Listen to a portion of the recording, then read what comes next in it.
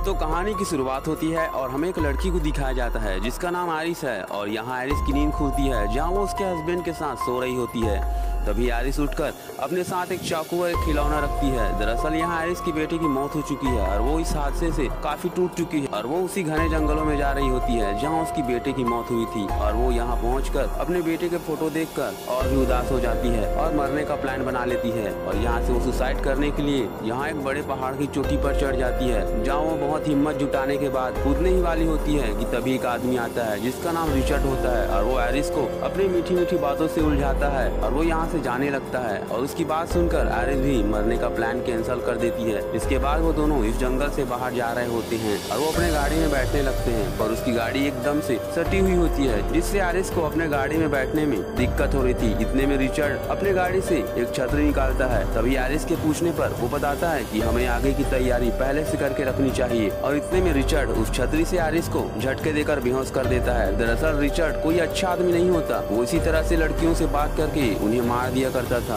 अब आगे हम देखते हैं कि रिचर्ड उसे अपने गाड़ी में बैठाकर उसे मारने ले जा रहा होता है। तभी आरिस की आंख खुलती है और वो खुद को बंधा हुआ पाती है। वो खुद को छुड़ाने की कोशिश करती है। तभी रिचर्ड उससे कहता है तुम्हारी सारी कोशिशें यहाँ बेकार होने वाली है क्योंकि यहाँ कोई सिग्नल भी नहीं है, मतलब तुम कोई इमरजेंसी कॉल नहीं कर सकते और अफसोस तुम्हारे पास कोई फोन भी नहीं है। तभी बातों ही बातों में आरिस अपने पॉकेट से चाकू निकालकर काटने लगती है। वो कहती है तुम मेरे साथ क्या करने वाले हो? रिचर्ड कहता है जो तुम करना चाहते हो उसमें तुम्हारी मदद करना चाहता हूँ, पर वो भी अपने तरीके से। और इतने में आरिस अपना रस्सी काटकर रिचर्ड पर हमला कर देती है और इस दौरान गाड़ी का बैलेंस बिगड़ जाता है और वो सीधे पेड़ पर जा टकराता है। पर बदकिस्मती से यहाँ दोनों को चोट नहीं लगती। तभी यहाँ रिचर्ड बताता है कि मैंने तुम्हें एक वैक्सीन दिया है जिसमें 20 मिनट में तुम्हारी पूरी बॉडी पैरालाइज हो जाएगी। शुरुआत में तुम्हारे हाथ पैर और उंगली काम करना बंद कर देंगी, फिर तुम्हारे पूरा हाथ और पैर, और इसके बाद तुम्हारे पूरे बॉडी ही काम करना बंद कर देगी। इसके बाद तुम चल भी नहीं पाओगे, इसलिए तुम खुद को सरेंडर कर दो। और इसके बाद आरिस वहाँ से तेजी से भागने लगती है ताकि वो किसी सेफ जगह पर पहुँच जाए। यहाँ रिचर्ड भी उसके पीछे पड़ जाता है और यहाँ आरिस भागते भागते थक चुकी है। वो अपना उंगली मिलाने लगती है पर उसकी उंगली कांपने लगती है, मतलब उस वैक्सीन ने अपना काम करना शुरू कर दिया है। मतलब अब आरिस के पास रिचर्ड से खुद को बचाने के लिए बस कुछ समय ही बचे हैं। मगर यहाँ आरिस हिम्मत नहीं हारती और वो अपनी घड़ी में टाइम सेट करती है और अब की बार वो अपनी पूरी हिम्मत जुटाकर वहाँ से भागने लगती है। और उस इंजेक्शन ने अपना काम करना शुरू कर दिया था और अब वो चल नहीं पा रही होती और अब उसके पास बस 3 मिनट ही बचे हैं। और तभी सामने आरिस को एक नंदी की आवाज सुनाई पड़ती है और वो उसी की ओर भागने लगती है। और तभी हमें यहाँ रिचर्ड को दिखाया जाता है जो लगभग आरिस के पास पहुँच ही चुका होता है। पर उससे पहले यहाँ आरिस छुप जाती है, पर वो एक ऐसे खतरनाक जगह पर छुपी थी जहाँ चींटियों के ढेर सारे भंडार थे और वो उसके चेहरे को काटने लगती है जिससे वो जोर से आवाज लगाती है जिसे रिचर्ड सुन लेता है और उसकी ओर बढ़ने लगता है। पर रिचर्ड उसे पकड़ ले उससे पहले वो नदी में छलांग लगा देती है जहाँ वो पानी में बहुत ही खतरनाक जगह पर पहुँच जाती है जहाँ जरा सी चूक होने पर उसकी जान भी जा सकती है। पर यहाँ वो तैरने के लिए अपने हाथ भी चला नहीं सकती। तभी पानी में बहते हुए उसकी नजर पानी में गिरे एक पेड़ पर पड़ती है और वो हिम्मत जुटाकर उसे जोर से पकड़ लेती है और अब वो पानी से बाहर निकलती है जहाँ अब उसकी पूरी बॉडी भी जवाब देने लगी थी। पर वो हिम्मत नहीं हारती और वो घसीटते हुए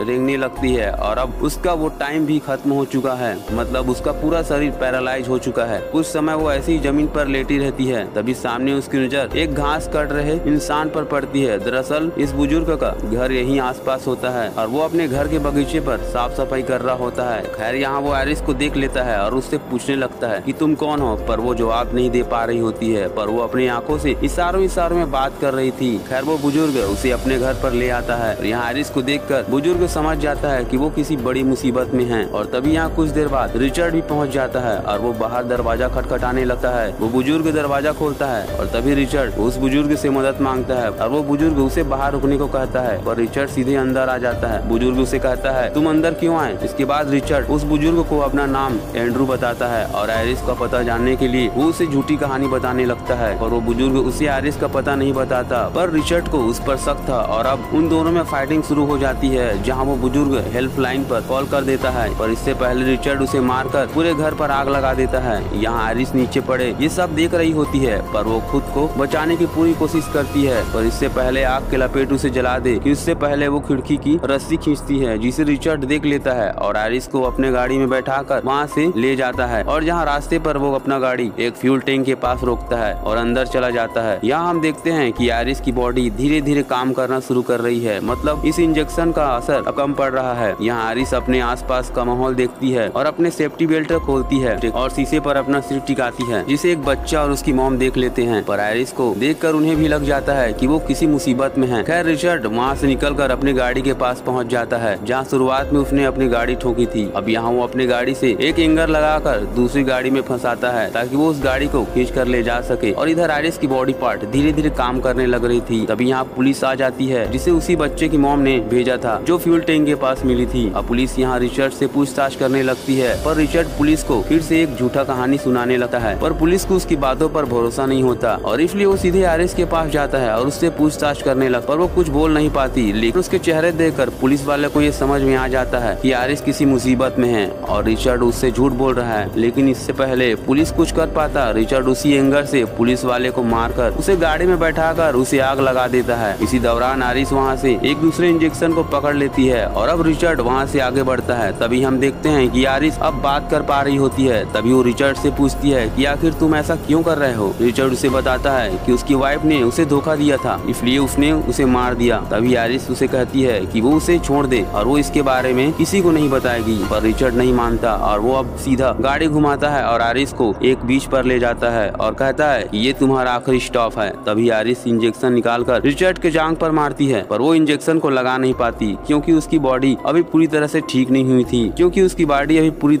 नहीं हुआ था। खैर रिचर्ड अब उसे खींचकर बीच पर लाता है और उसके साथ नाव पर बैठ जाता है और नाव पर सवार होकर वो काफी दूर चले जाते हैं, जहाँ आयरिस रोने लगती है। तभी आयरिस कहती है वो उसका वॉलेट निकाल दे और यही उसकी आखिरी इच्छा है। यहाँ रिचर्ड उसकी वॉलेट निकालने की कोशिश करता है और तभी रिचर्ड उसका वॉलेट निकालने लगता है और इसी दौरान आयरिस उसका चाकू निकालकर रिचर्ड के गर्दन के आर पार कर देती है। अब रिचर्ड पूरी तरह से घायल हो चुका है। अब वो आयरिस को मारने बंदूक तान देता है, लेकिन आयरिस भी होशियार थी। वो नाव का बैलेंस बिगाड़ने लगती है, जिससे रिचर्ड पानी में गिर जाता है और बंदूक नाव पर ही गिर जाता है। और तभी रिचर्ड नाव पर आयरिस को मारने के लिए चढ़ता है, पर आयरिस जैसे तैसे करके बंदूक पकड़कर रिचर्ड को गोली मार देती है। इसके बाद आयरिस बहुत खुश हो जाती है कि उसने रिचर्ड को मार दिया, लेकिन असली खतरा तो अभी शुरू हुआ था। दरअसल जिस नाव पर वो सवार थे वो नाव खराब था और इसलिए उस नाव पर पानी तेजी से भरने लगता है और वो पानी में डूबने लगती है। तभी एक समय ऐसा आता है कि वो नाव पूरी तरह से पानी में डूब जाता है और तभी कुछ समय बाद हम देखते हैं कि उसका खिलौना पानी में तैर रहा होता है। इसके बाद हमें आयरिस को दिखाया जाता है जो पानी से बाहर निकलती है और इसके कुछ समय बाद हमें आयरिस को भी दिखाया जाता है जो पानी से बाहर निकलती है और पूरी तरह से ठीक हो चुकी है और अब वो तैर कर बाहर निकलती है और बाहर वो चैन की सांस लेने लगती है। इसके कुछ समय बाद हमें रिचर्ड को दिखाया जाता है जिसकी हालत काफी खराब है और अब आयरिस उसके पास आकर उसे थैंक यू कहती है और इसी के साथ इस मूवी का द एंड हो जाता है। दोस्तों मेरे वीडियो को लाइक और सब्सक्राइब जरूर करें। मैं मिलता हूँ आपको अगले वीडियो में।